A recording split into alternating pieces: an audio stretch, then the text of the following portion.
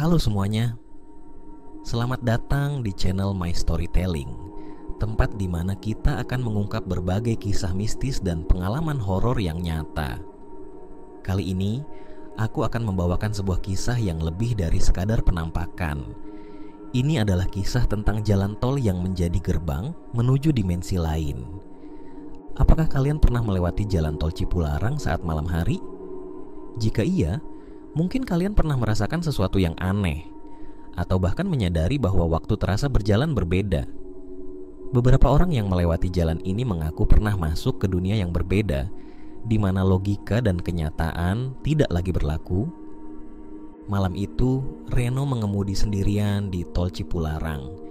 Ia baru saja pulang dari Bandung menuju Jakarta setelah menghadiri acara keluarga.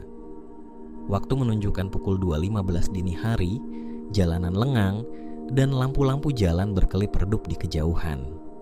Udara di dalam mobil terasa lebih dingin dari biasanya, membuat bulu kuduknya meremang. Namun, ia mengabaikan perasaan itu. Hingga sesuatu yang aneh terjadi. Reno melihat papan petunjuk jalan yang bertuliskan kilometer 97. Ia merasa lega, karena itu berarti ia semakin dekat dengan rumah. Namun, 15 menit kemudian, ia melihat papan yang sama lagi, kilometer 97. Ia mengerutkan kening, mencoba meyakinkan dirinya bahwa ia hanya lelah dan salah melihat. Tetapi setelah beberapa menit, ia kembali melihat papan yang sama. Jantungnya mulai berdegup kencang. Ini gak mungkin. Aku gak mungkin melingkar di tempat yang sama. Panik, ia menyalakan GPS di ponselnya. Namun, peta tidak menampilkan lokasi yang jelas. Hanya titik abu-abu tanpa nama, seolah-olah ia sedang mengemudi di tempat yang tidak ada dalam peta. Tiba-tiba, suara dari GPS berbicara, "Selamat datang di rumah." Reno merasakan hawa dingin menyelimuti tubuhnya. Suara itu bukan suara biasa dari aplikasi navigasi. Suara itu lebih seperti bisikan seseorang yang sedang tersenyum. Jalan di depan mulai tampak berbeda. Pohon-pohon di tepi tol berubah menjadi lebih besar dan menjulang seperti hutan tua. Lampu jalan yang sebelumnya menyala kini meredup satu persatu, meninggalkan kegelapan yang pekat. Reno menginjak pedal gas lebih dalam, berharap segera keluar dari tempat aneh ini. Namun, semakin ia memacu mobilnya, semakin lambat mobil itu terasa. Dan di kejauhan, samar-samar ia melihat sesuatu di tengah jalan. Ada seseorang berdiri di tengah jalan.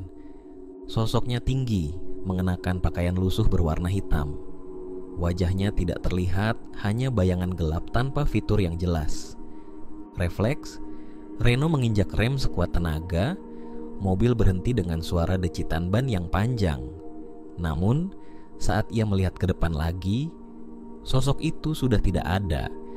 Jantungnya berdegup kencang, napasnya tersengal.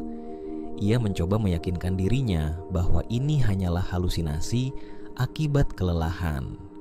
Namun, sebelum ia sempat menenangkan diri, dari kaca spion ia melihat sesuatu yang membuat darahnya membeku. Sosok itu berdiri di belakang mobilnya. Reno ingin segera pergi dari tempat ini. Ia menekan pedal gas, namun mobilnya tidak bergerak. Justru, suasana di luar mulai berubah drastis. Langit yang tadi gelap mendadak berubah menjadi merah pekat. Udara di sekitarnya terasa berat dan panas. Saat itulah ia menyadari, ia sudah tidak lagi berada di dunia yang sama. Di sekelilingnya, jalan tol berubah menjadi batu-batu kasar. Pohon-pohon yang tadi tinggi kini tampak seperti siluet-siluet manusia yang berdiri diam tanpa wajah. Dan di langit, bulan yang seharusnya berwarna putih kini tampak hitam pekat, seolah-olah terselimuti kabut tebal. Tidak, ini mimpi kan? Namun semuanya terlalu nyata. Bau tanah basah dan udara yang panas benar-benar terasa di kulitnya. Lalu suara itu terdengar lagi, "Selamat datang, sudah lama kami menunggumu." Reno panik. Ia menoleh ke segala arah, mencari jalan keluar. Namun, jalan yang tadi ia lalui telah lenyap. Tidak ada jalan kembali. Dalam keputusasaan, ia mencoba mengendarai mobilnya ke arah yang berbeda, berharap menemukan sesuatu yang bisa membawanya kembali ke dunia nyata. Setelah beberapa menit yang terasa seperti berjam-jam, ia melihat cahaya di kejauhan. Sebuah gerbang batu besar berdiri di sana, dengan cahaya putih menyilaukan di tengahnya. Tanpa pikir panjang, Reno mengarahkan mobilnya menuju gerbang itu, berharap ini adalah jalannya kembali. Namun, tepat saat ia hampir melewatinya, seseorang menariknya keluar dari mobil.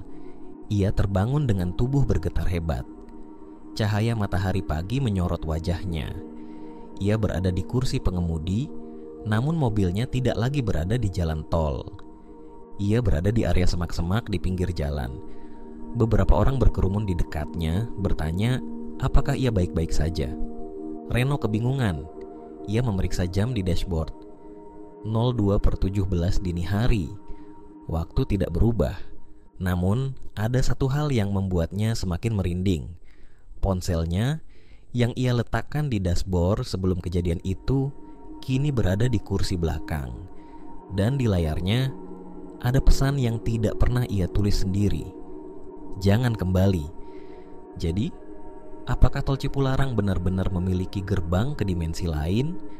Apakah ada dunia yang tidak bisa kita lihat dengan mata telanjang? Ataukah ini hanya ilusi akibat kelelahan dan kondisi jalan yang berbahaya? Jika kalian punya pengalaman aneh saat melewati tol ini, jangan ragu untuk berbagi di kolom komentar. Jangan lupa untuk like, share, dan subscribe channel Mistorytelling agar kalian tidak ketinggalan kisah-kisah horor lainnya.